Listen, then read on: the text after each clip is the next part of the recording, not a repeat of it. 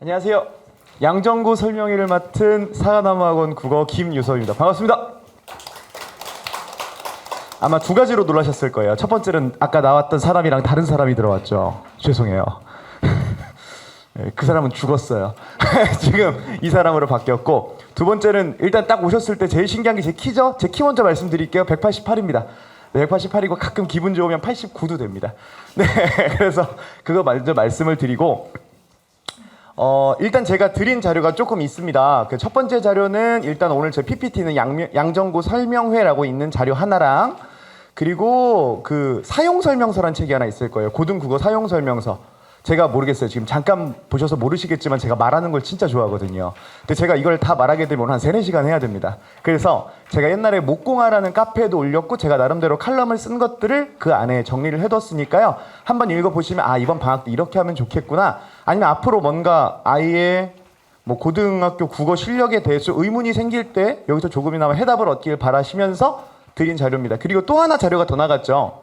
빨간색 해가지고 양정구 탑시크릿 해가지고 하나 나갔습니다. 요거는 앞에 이제 뭐 조금 설명이 좀 나옵니다. 설명이 조금 나오는 건 한번 부모님이랑 읽어보시고, 뒤에 있는 건 아이들이 읽으시면 돼요. 네, 그거에 대해서도 조금 이따가 설명을 해드리도록 하겠습니다.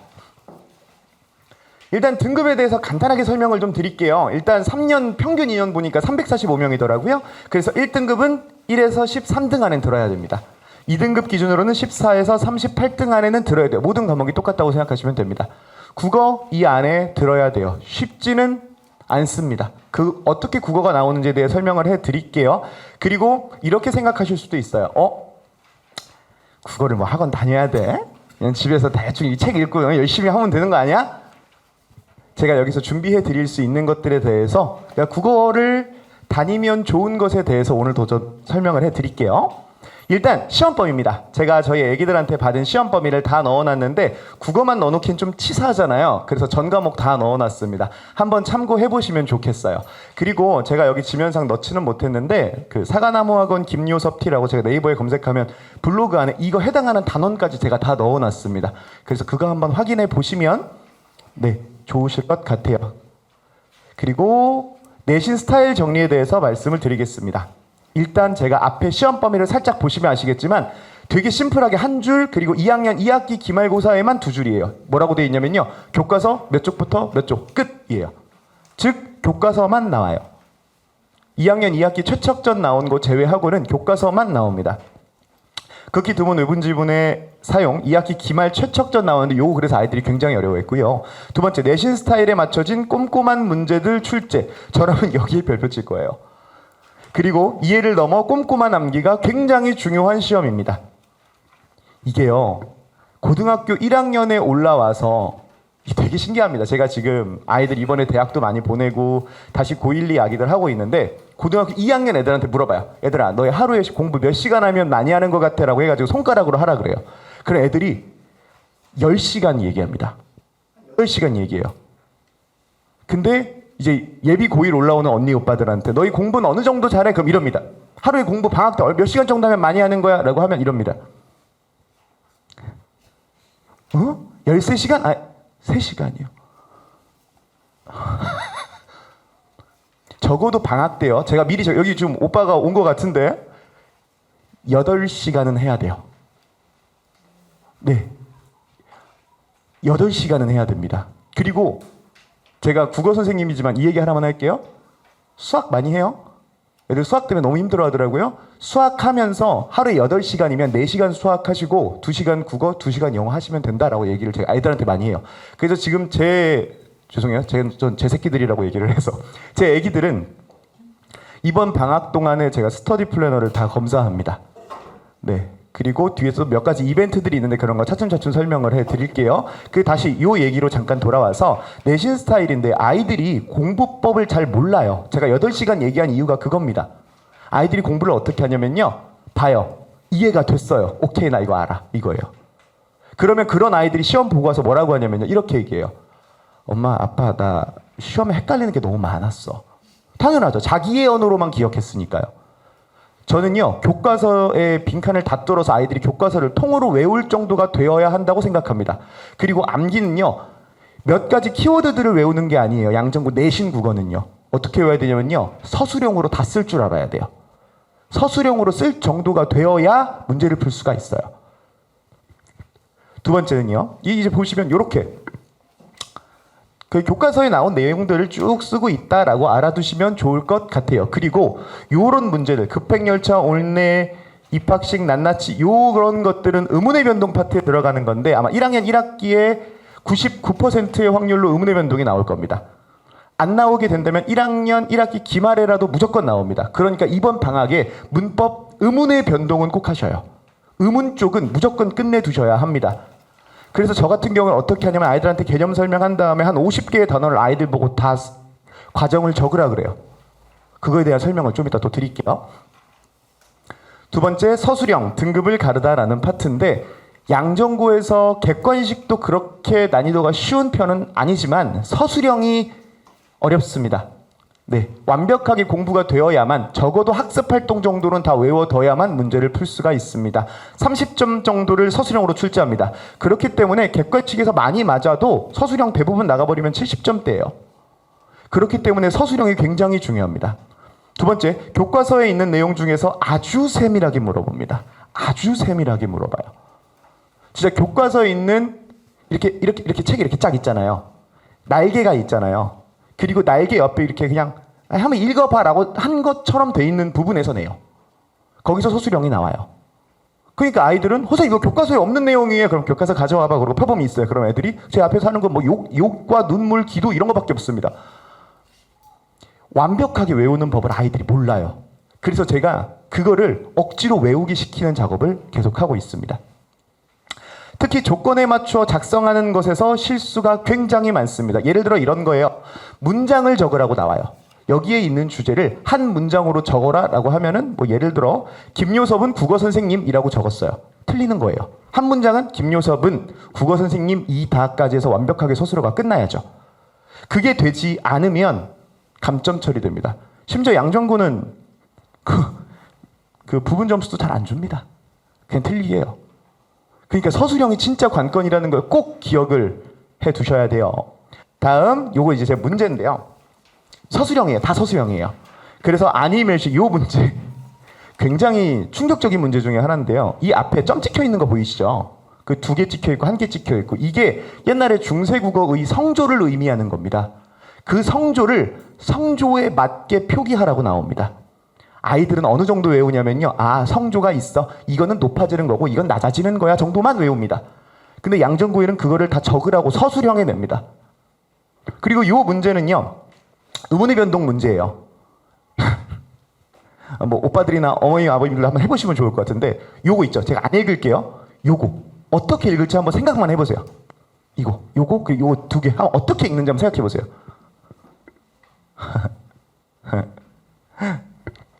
넓고 넙죽한입니다.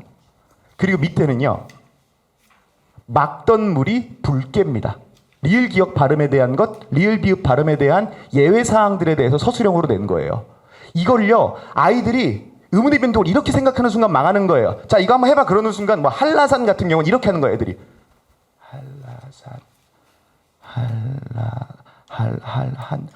한라산 뭐 이러면 망한 겁니다. 정확한 근거를 가지고 정확한 방법으로 문제를 풀어야만 이런 문제들을 해결해 나갈 수가 있어요.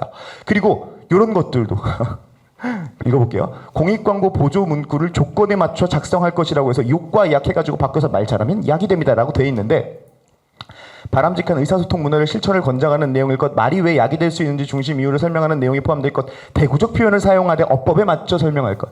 조건이 3개나 붙었어요. 정해진 답은 딱히 없었습니다. 정해지면요. 이 조건에 맞추면 선생님들이 나름대로 채점을 하는 거예요. 말 그대로 진짜 거의 논술과 유사한 거죠.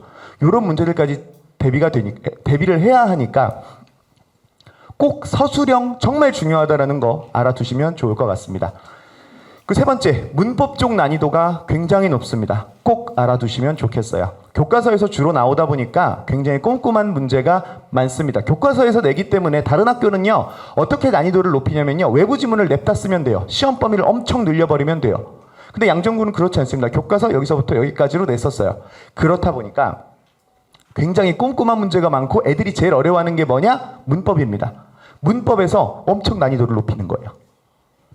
그래서 문법이 만약에 약하다 하시면 이번 방학에 무조건 해두세요. 이번 방학 때 무조건 해두셔야 됩니다. 제가 아까 사용설명서에서도 문법 란을 하나 만들어 놨어요. 그래서 그거 한번 읽어보시면 좋을 것 같습니다. 헷갈리는 한글 맞춤법 파트에서 2개 찾는 문제가 굉장히 많았습니다. 이거 아이들 너무 힘들어했고요. 하나는 아는데 또 하나까지 찾으려고 하니까 너무 힘들어했던 문제. 옳은 것을 몇 개인가라는 이거 너무 슬프지 않습니까? 10개 줍니다. 그 중에서 옳은 것은 몇 개입니다. 그러면 앉아가지고 그거 해야 돼요. 옛날에는 뭐 또 나왔었냐면요. 그거 애국가 있죠. 애국가 동해물과 백두산이 마르고 쭉 다 내준 다음에 이 안에 비음화 몇 개인지 찾아 이런 문제도 냈습니다. 너무 슬프죠. 그런 건 시간이 부족합니다. 네.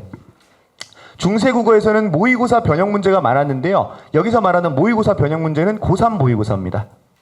고3 모의고사입니다.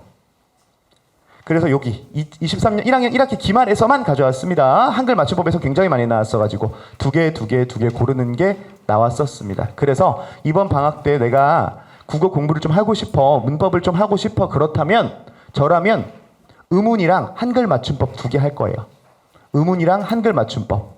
근데요, 의문을 하는데 거기에 막 형식, 형태소, 실질, 형태소 이런 말 나오거든요. 그런 것에 대해서 헷갈린다면 추가적으로 기초를 닦는다는 느낌으로 품사 파트도 보는 게 좋아요. 품사나 형태소 이런 부분들도 같이 보는 게 굉장히 중요합니다. 다음 어휘와 용어 중요합니다. 요거는요 그냥 꼭 기억해 가세요. 아마 내년 시험에도 2번에서 3번 정도의 시험에 등장할 겁니다. 많지는 않은데요. 애들 오답률이 굉장히 높은 부분입니다. 왜냐면요. 어휘 안 외우거든요. 내용 아니까 안다고 생각해요. 그래서 꼼꼼하게 물어보는 경우가 많고 이 부분은 해석이 되면 그냥 넘어가기 때문에 놓치기 쉽습니다. 특히 고전에서 중요합니다. 이런 식으로 단어풀이를 냅다 물어봐요. 그리고 시나리오 용어도 이렇게 물어봅니다. 잘 찾을 수 있는지. 그래서 말씀드릴게요. 허생전, 춘향전 적어주시면 좋을 것 같아요. 허생전, 그리고 춘향전, 그리고 요 시나리오라고 적어주시고요. 두근두근 내 인생이라고 적어주시면 될 것 같아요. 거기서 요 시나리오 용어들 같은 경우에는 꼭 외우셔야 돼요. 그래서 이번에 뭐 아이들 시험 범위를 들었는데 고전이 나온다? 그럼 무조건 어휘 옆에 이렇게 날개 정리되어 있잖아요. 책 보면 그것까지도 다 되셔야 합니다. 그래서 제가 이번에 일단 제 큰 교재 3권은 이렇게 됩니다. 국어의 섭리, 능수능란, 요기난 어휘. 뭐 눈치가 빠르신 분들은 눈치를 채지만 제 이름이 김요섭입니다. 그래서 요섭입니다. 그리고 능수능란은 수능을 능수능란하게 뭐 이런 넘어가겠습니다. 자, 네, 그래서 국어의 섭리가 제 정규 교재이기는 합니다. 그래서 문학, 독서, 문법 이 3가지를 모두 다 해요.